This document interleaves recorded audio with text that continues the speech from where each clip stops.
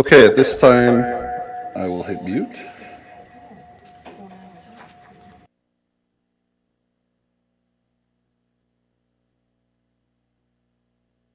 See if Ben is there. At this time, we will call this meeting to order. May I have a roll call? Trustee DeBoer? Here. Trutchell? Here. Trustee Pfeiffer is excused this evening. Trustee Walschlager? Here. Trustee Connor? Here. Trustee Hallquist? Here. And President Fanner still is excused. Hold on one second, just want to make sure Zoom's going.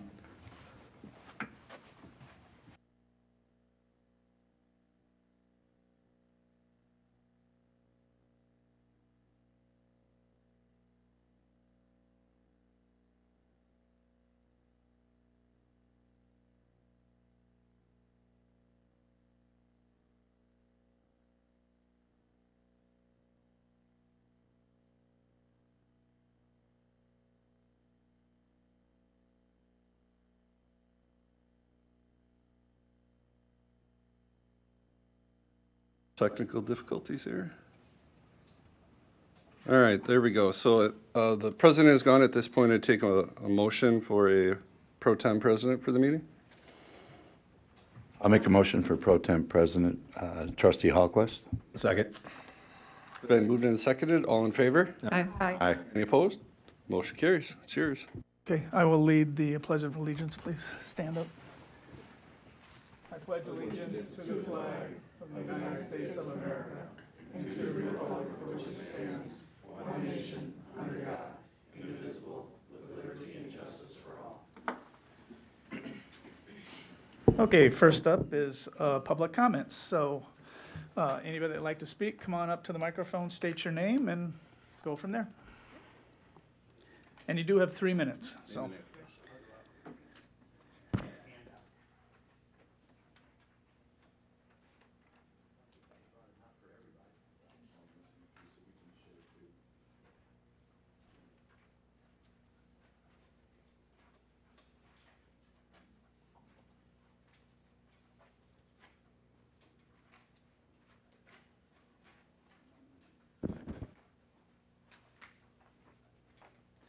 So my name's John Crotty, 356 Sunshine Drive.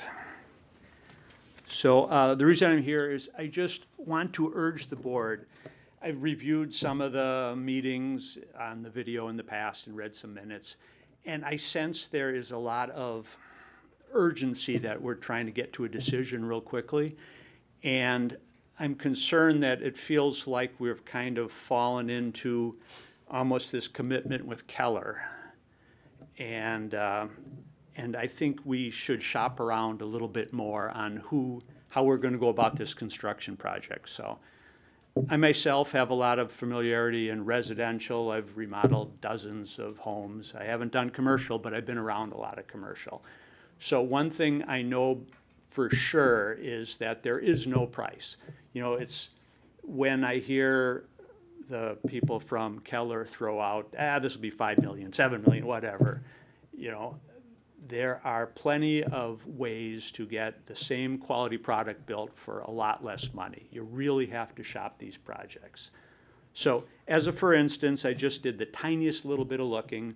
What other communities have built buildings like this? And there's a bunch of them out there, but I just looked at this one I handed out to you. It was done in Jackson. So they built it in 22. A little discrepancy. It's either 30. It's police, fire, and general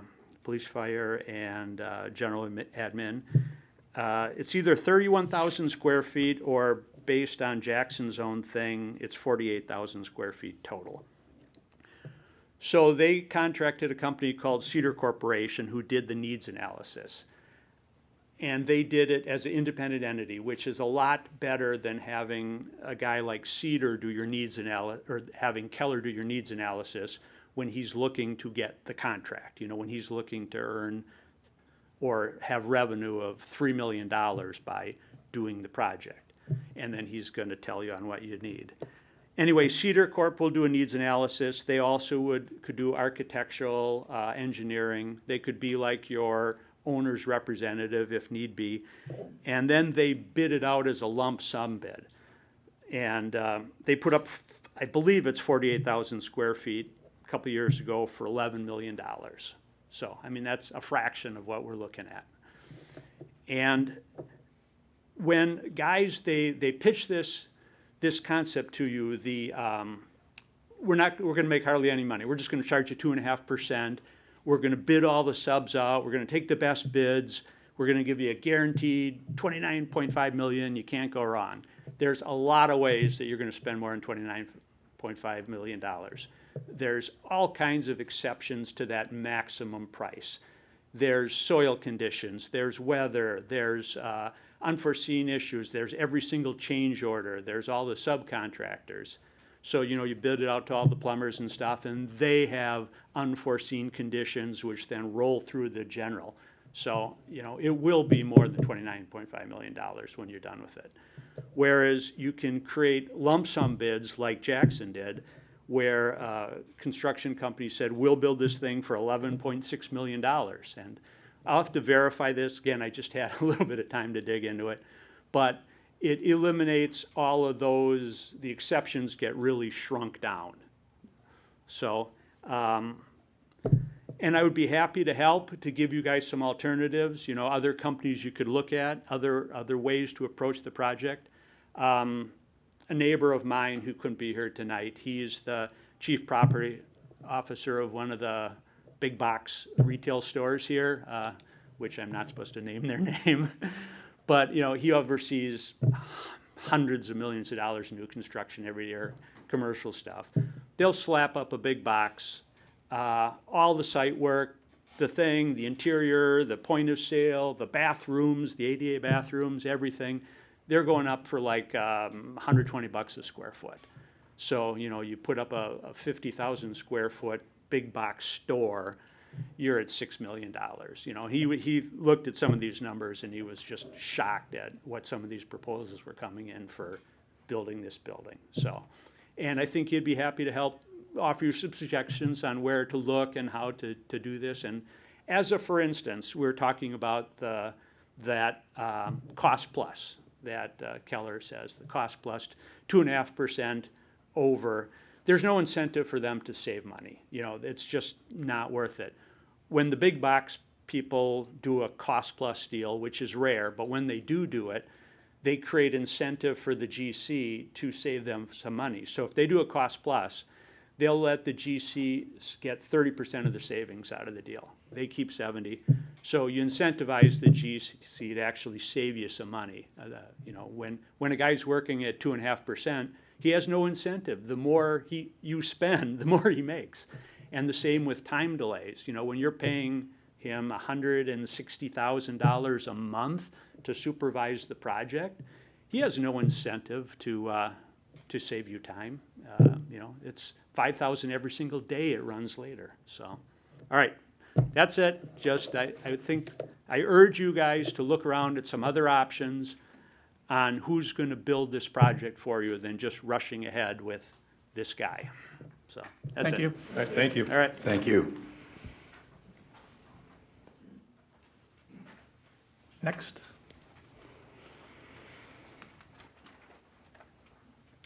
Hi, Val Wisniewski, 511 Renson Road.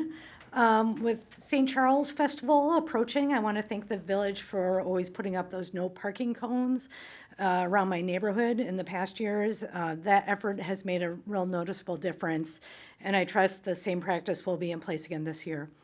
I'd also like to request maybe extending similar temporary parking restrictions to major church services such as Christmas and Easter.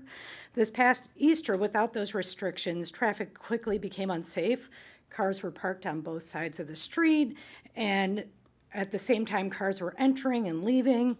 At one point, I saw a police vehicle with lights activated was unable to pass through Renson Road because of the congestion. Had temporary parking controls been in place, I think a situation like this or future situations like this could be avoided. In addition, I respectfully request that the village consider a parking or traffic study of that area. There's only like maybe 2 or 3 ways out of that subdivision, and when both Hartland North and St. Charles School are in session, traffic flow becomes extremely difficult, and I think it possesses a safety hazard for our children. Having lived here for 25 years, I've seen a significant growth in both the schools, but no meaningful changes to traffic signage or controls. Finally, I would ask that the parking restrictions be more consistently enforced during the upcoming festival. These rules and signs are clearly intended to keep our streets safe during high-traffic events.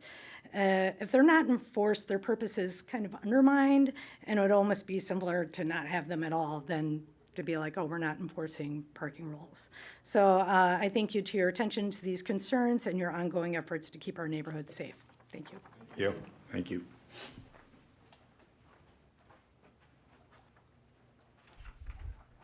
Anyone else?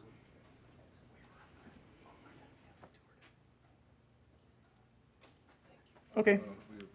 We have somebody on Zoom at all? Anyone on Zoom for public comment?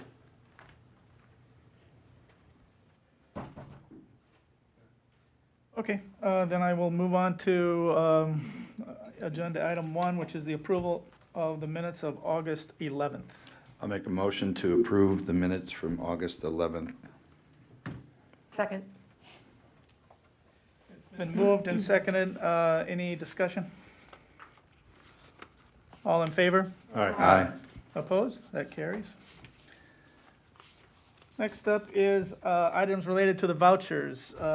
Consideration of contractor's application for payment number 3 in the amount of $242,750.22 to Wolf Paving for the 2025 paving program.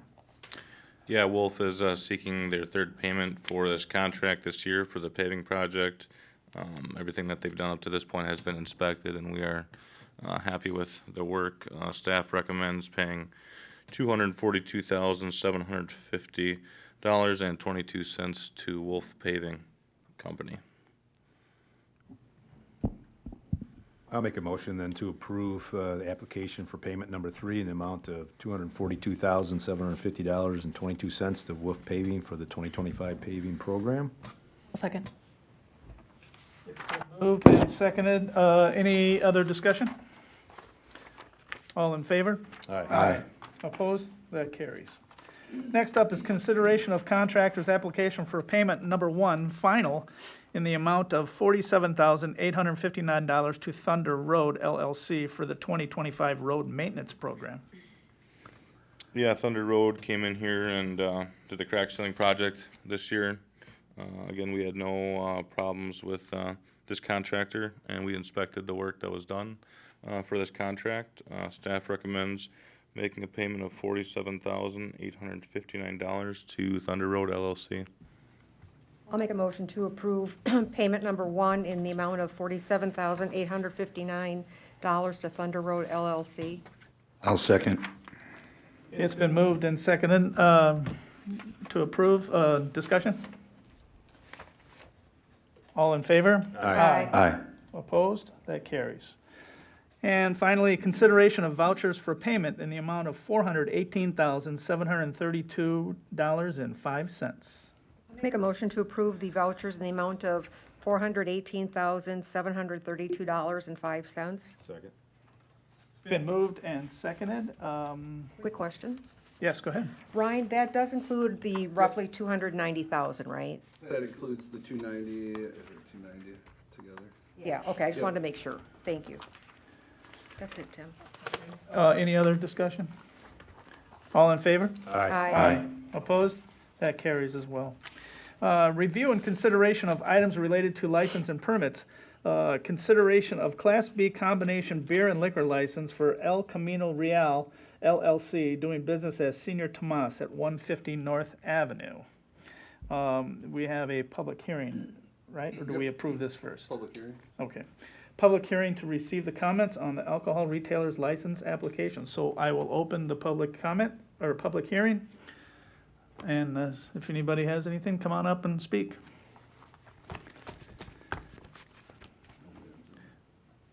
Then I guess I will close the public hearing.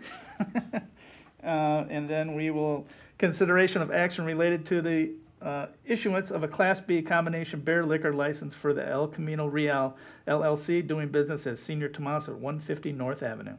So I will just speak to this. I'm sure you recognize the name. It is, new ownership has applied for the liquor license. That would be effective after approval. So really nothing is. They will be keeping the same name, correct? Yeah.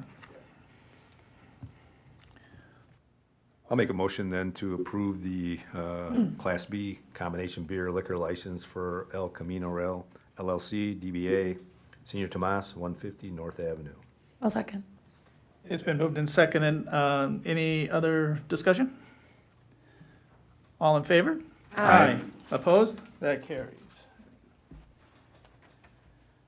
Okay, next up is consideration of restricted species application. Kristen and Jessica Zabrowski, 108 Lindenwood Drive for 6 chickens. She's here. Stand up and give us a little spiel.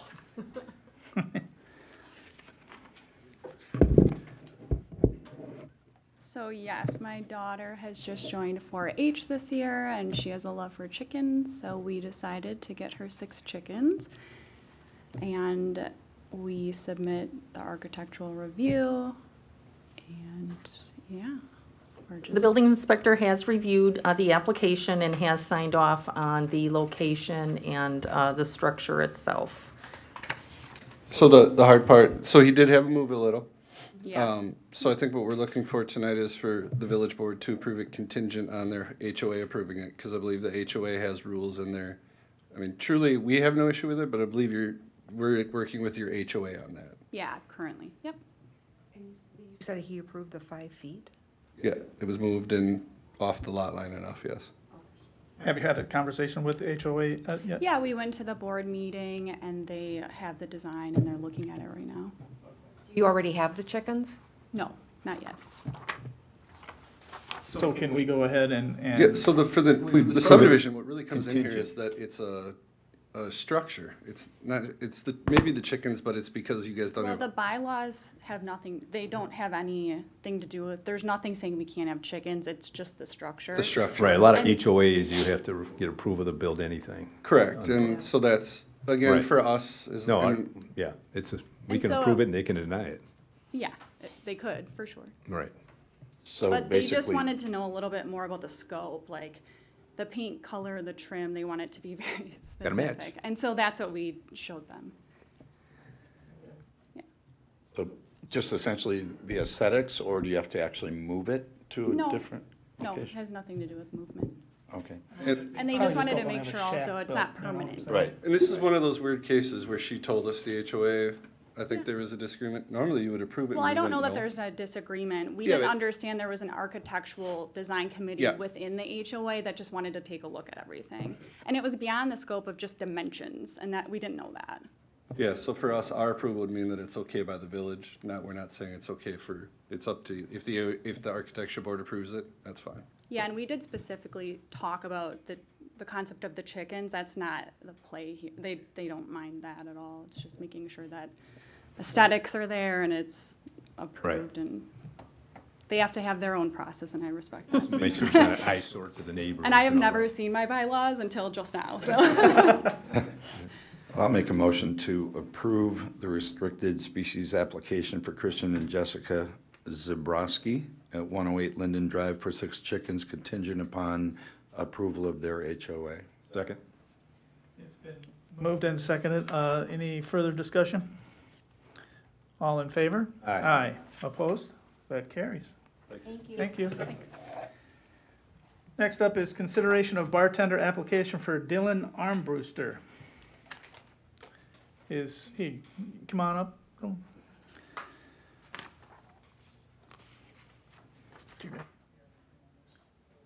Chief? Dylan Armbruster, 427 Windcrest Lane. And Chief, you wanna? So yeah, as we typically do, the clerk can approve if there's something in the history, so that's why this one comes to the board. And Dylan can definitely go into more of the detail, but it looked like there was a prior OWI arrest that included possession of a firearm while intoxicated back in June of 2019. There was a conviction on the operating while armed or with the firearm or intoxicated with the firearm. That got amended down to a non-criminal DC, so like a disorderly conduct ticket, basically, through the Waukesha County Court back in August of 2020. And in addition to the OWI and possessing a firearm while intoxicated, it looks like Lac LaBelle, then the Town of Oconomowoc Police Department, also cited for a fail to stop at a stop sign, which was the reason for the initial stop. And I believe you didn't have your operator's license at the time for operating while suspended was the last citation. Yeah, with the license portion, it was, I didn't go and get a new one issued, so. Gotcha. That was what was going on with that. But yeah, you hit everything on the head with that. The court process was a long period because of COVID, so I think it would have gotten taken care of a lot sooner. I did have a interlock system in my car for 2 years. It was supposed to be 1 year, but I never registered my motorcycle for that, so had to do an extra year with that. But yeah, right now I have a outside sales job where they trust me enough to drive one of their vehicles, and I can't really risk getting another DUI to lose my career, so.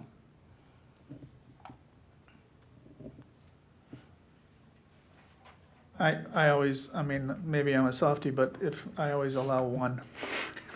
One is a mistake, you know. Two is kind of a habit, so, or more. So I have no problem with it if somebody wants to entertain a motion. I'll make a motion to approve the bartending application for Dylan Armbruster. Second. It's been moved and seconded. Any other discussion? All in favor? Aye. Opposed? That carried. Thank you. Thank you. Dylan, Okay. you can stop in tomorrow to pick that up. Okay, next is the item referred from the August 18th Planning Commission meeting.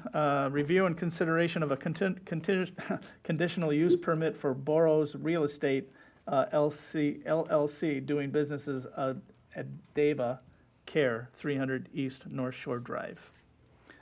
And this is, I believe, just a change of ownership. This parcel has a conditional use permit. This was approved by the Plan Commission, and the gentleman is on Zoom if you do have any questions. Basically, it's just a change of ownership, It- just and don't- everything was going to stay the same. Okay. A change of signage as well, but, Signage was approved, yeah. I'll make a motion to approve the conditional use permit for Boros Real Estate LLC on North Shore Drive. Second. Been moved and seconded. Any discussion? All in favor? Aye. Opposed? That carries. Okay, next up is approval of use of fund balance for emergency storm water pipe replacement between 140 and 150 East Capitol Drive, and I believe we all got an email on that last week. Yeah, I'll let Tom talk about it a little. The reason we're coming to you is just anything over $15,000, we need your blessing. We don't truly know. Tom originally thought over 100,000. I think R&M thinks more in the 50, right? You were being conservative. Yeah, it's about 100. So we'll initially, see what so. truly comes of it, but Tom, I'll let you talk a little bit about everything. Yeah, so last week, Tuesday, I was called by the owner of Birch and Banyan, Jesse. Along the side of their property, there was a giant sinkhole along the parking lot, so we went over and took a look at it. It was right in line with one of our storm sewers. I kind of figured it was a collapse or a pretty big issue with that pipe, so I got Visit Sewer out there quick. You'll see that in the payments probably the next go around, but the Visit Sewer came out and televised that for us so we could see the actual condition of the pipe and kind of know what we were looking at. Pipe is collapsed. It's an old clay pipe. It's probably from the origins of that time, but that pipe is a 24-inch pipe. It's 160 feet long, and it's clay. And it takes all the flow on East Capitol all the way as far east as Nixon. So that's a lot of flow that comes down there, and with the recent storms that we've had, I'm sure we had a lot of flow going through that pipe that probably caused a lot more damage than our average storm, occurrence that we get. So reached out to R&M right away. They're gonna put some prints together so we get elevation and pitch right, so we get this thing done accurately instead of just throwing a pipe in where it's existing. Make sure we improve it if it's, not pitched correctly or they're sagging the pipe or anything like that. They're gonna get us a print, and we're gonna reach out to find a contractor for this. They're looking, they think their number is more around 50,000. I was saying anywhere between 75 and 100,000, depending on, but their $50,000 number is just for replacement of the pipe. There's asphalt parking lot over that and everything else, and there's a chance, depending on how big that trench gets, that we might be doing some sidewalk sections and stuff like that. So there's a lot of unknown costs, kind of like Ryan said, but this is something we need to address quickly here, so. And this pipe obviously is very, very old, so very, very, very, very many years ago, we didn't do easements. So anything we rip out, we have to replace. So anything at Birch and Banyan that is ripped out will need to be replaced, because it is our pipe and there's no easement. It's not our legal, she technically doesn't have to allow us there. I'll make a motion then to approve the fund balance for emergency stormwater pipe replacement between 140 and 150 East Capitol Drive. Second. It's been moved and seconded. Further discussion? Quick question, Tom. How have we gone in and stabilized it until we can get it fixed? So basically, we've just added more material, and we put bigger, like, cobblestone instead of just actual wash stone in there. So that stone won't, like, wash away. Because right now, there's water coming down through there, and it's basically what it's doing is it's finding its way around that pipe and going into the river. What we did is we put larger debris, stone, cobblestone in there so it doesn't wash away anymore. But the clay Doesn't pipe erode, is- make that sinkhole bigger, that parking lot bigger, and, a continuous issue. So we stabilize it as much as we can for now until we excavate and put a new Okay. pipe in. What's the time frame on that? So that's the thing, finding a contractor right now at the end of the season when people are trying to wrap up jobs and close things out is gonna be difficult. So getting a hold of a contractor is probably gonna be the hardest portion of this that needs work, because no one needs work right now. So, but that's, I mean, like, right now, I'm waiting for the prints. I'll probably have the prints back from Arnhem Wednesday, I'm guessing, right now, and then we're gonna be soliciting out to contractors that we've used in the past, some of the bigger names that we've done work with that we've respected and liked, I should say. Okay, thank you. Yep. That's it, Tim. I'm done. Any other discussion? All in favor? Aye. Aye. Opposed? That carries. Next is consideration of data processing services, property tax assessment, and billing agreement with Waukesha County. This is just our annual agreement with Waukesha County for all of the tax billing services. We do the, all collections through the end of January, actually goes to about February 5th or 6th, and the county does the remainder of them. Some of the larger municipalities collect all their taxes. For us, it's easier. The county collects them, gives us the money. So they do April and July settlement that most homeowners have due. I'll make a motion to approve the data processing services, property tax assessment, and billing agreement with Waukesha County. Second. It's been moved and seconded. Any discussion? All in favor? Aye. Opposed? That carries as well.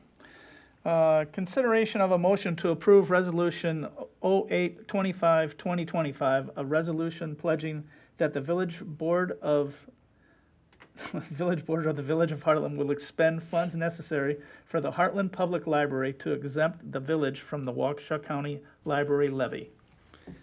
Yep, this is an annual thing we do every August. It's essentially saying Hartland doesn't get double taxed because the village board will agree to spend the minimum appropriation, which is $467,678 for 2026. And that is based on the county library tax rate from the previous year and the equalized assessed value of Hartland itself. And you guys basically just need to approve the resolution saying you will expend the minimum, which there's never been an issue. So, Just a requirement, if we wouldn't spend the minimum, we would lose the $380,000, $390,000 we get from the county. a lot of funding. money. Yep. So, And residents get taxed doubly again as well. I'll make a motion to approve the resolution number 0825-2025, a resolution pledging that the Village Board of the Village of Hartland will expend funds necessary for the Hartland Public Library to exempt the village from the Waukesha County Library levy. Second. It's been moved and seconded. Further discussion? All in favor? Aye. Opposed? That carries. Okay, item 8, consideration of a resolution of necessity regarding the vacant lot at 550 Hartbrook Drive, Hartland, Wisconsin. So this is the first step in the eminent domain process. It is the resolution of necessity which would be presented to Waukesha State Bank, and then from there it would go through the process of an appraisal. The Waukesha State Bank would receive that appraisal. They would have up to 60 days to do their own appraisal that we would pay for again. They would get their own that we pay for. At that point, after that, we'll have 2 appraisals, and the village board would make an offer. Waukesha State Bank could reject that offer. If they do, we would then write a check, and you would go through courts to figure it out. But I believe somebody is here from Waukesha State Bank. I don't know if you want to speak or not, but. I don't have any further comments. Okay. So this is the first step, and this is drafted by Von Briesen. So obviously there's, Tim talked about it too, through this eminent domain process, there's legal time. You're going to have appraisals, you're going to have all that. And if we do end up getting eminent domain, there will be closing fees and everything associated with that. But that is the next step in the process, so this would be starting that ball rolling. So we're at minimal, I don't want to say minimal cost, but our Correct. costs are relatively Yep, this is just small right now. starting the process of it, that we have a legal need with our public safety for that property.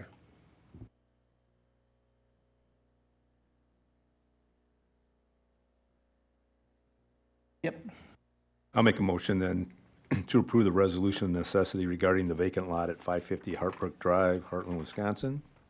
Second. It's been moved and seconded. Any further discussion? All in favor? Aye. Opposed? That carries. Next up is announcements. We'll start with Andy. I think 2 weeks ago at this meeting, I said we were fully staffed, and I cursed the library because we just had a circ clerk announce she's pregnant and she's moving back to Utah to be with family. So we have an open circ clerk position we'll be interviewing for this week and next week. Otherwise, things are going well at the library. We just finished summer reading, and we have the pumpkin party in the park coming up in October that I'm also working with basically everyone at this table with. So excited for that. Okay, we're prepping for fall programs in the rec department. We also have 5 weeks left of the Thursday night concert series. So if you haven't been out to one, here's your last chance. Just want to thank Bank 59 again for sponsoring all of those concerts for us. And then also starting to work on Hometown 2026. All right, as you guys saw, we had the crack ceiling project paid for tonight. If you guys get a chance, I would strongly recommend you guys go take a look at Windrush subdivision. They applied GSB 88 last week. That was that sealant that you guys approved. It looks tremendous, in my opinion. They did a really good job. I'm really excited about it to see how long it lasts and how well it holds up. Hopefully it does. From all the cases that we looked at when we went out and looked at other municipalities and the different products they were using. So excited about that. They are paving surface on the cemetery tomorrow. Friday they're paving surface in River Reserve to finish that up. The Progress Drive project, the sanitary main is completely installed and in use. Now they're just starting to work on the phase of paving that roadway. So a lot of things are starting to get buttoned up here in the village. And then the street dance went well this last weekend on Saturday. The chamber was very thankful of the village staff that helped out during that event. Police, fire, DPW, rec, library. There you go. So, I mean, yeah, another good event by the village, and they had beautiful weather, and it was well attended, so. All right, so the ladder truck currently is in at Peterbilt getting some front end repairs and some brake work done on it. Other than that, our golf outing was very successful. We still have to pay the bills, but we were right around $21,000 that we took in. So thank you to all of our sponsors, Bank 59, GFL, the list goes on and on. Many people who stood up for us, and we really appreciate all that support. Next big thing is October 11th will be the pancake breakfast. from 7 in the morning until noon. So supposedly Flight for Life is landing. We'll see. And other than that, just been answering calls.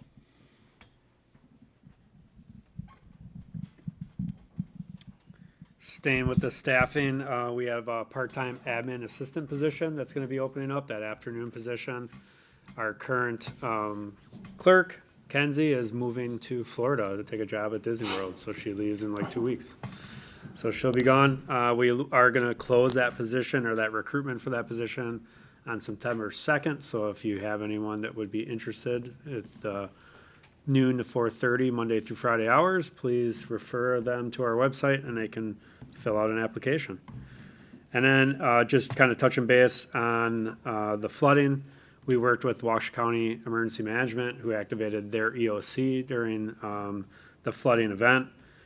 They activated the 211 line that we pushed out through our social media networks throughout the county. That offered people resources, and then it also offered them to report damages for damage assessments. We were able to wrap up our MOU on the damage assessment team with Hector, so that we were able to be live on that aspect of it. And then through 211, we had 7 residential structures that were reported in the village of Hartland proper. And then the sewer that Tom talked about earlier. And I believe you might have had 1 or 2 outside of 211 that the fire department did damage assessments on. 2 in the town of Merton that we take care of, so we inspected. And that's a app-based system that the fire department did some just-in-time training on, and they're able to go out and do those damage assessments. What that does is it starts to paint a picture on what type of damage the county sustained through that flooding. While we did have some damage to this area, our neighbors to the east seem to be far worse off. Think of Menominee Falls, Elm Grove, Brookfield, New Berlin, Muskego got hit very hard. I live in New Berlin, so I can tell you we got hit very hard. I got hit very hard. And what they do is they do these damage assessments. The governor has requested FEMA, potential FEMA assistance, so now they are actually looking over those damage assessments and making that determination if there will be any type of federal assistance. So that is something that we may qualify both for the individual assistance through those residences, for them to qualify for, but then also us on the public assistance potentially through some of that sewer work. But none of that is known until FEMA tells us what's going on. So just a maybe right now. And that's all I got. I'm good. I just wanted to say it was a great time at the Give Me a Par golf outing for the fire department on Friday. So thanks for all the work that the people did there, and it was good weather for everybody. They didn't give me enough of them. A couple things I have. Be careful with what you're hearing. They're saying Highway 83 is going to be partially open. It is. It's shutting down just past Nagawicca, and it's opening by Cardinal. It's not going to be all the way to Gulf Road. It's not going to be all the way up to Highway 16. It's going to be a small path. They still have to do from Gulf Road all the way to Nagawicca Road and from Cardinal all the way up to Vedelson. So they're failing to leave. It seems weird the way they're pushing that out, but 83 is not going to be all the way open. We have budget meetings in this room on September 10th and September 11th at 6:05 p.m. So we'll have the budget hearings and presentations here for all the departments. And then the September 22nd Village Board meeting, Tom Jensen, Kajal Sharp, Brian DeBarge, and myself will be in Maryland at, ironically, an emergency management week-long training. So we kind of got thrown into it a couple weeks ago, but now we have to go do a training for a week, and then we'll be good to go. Any other announcements? Otherwise, I will entertain a motion. Make a motion to Second. It's been moved and seconded to adjourn. All in favor? Aye. Opposed? That carries.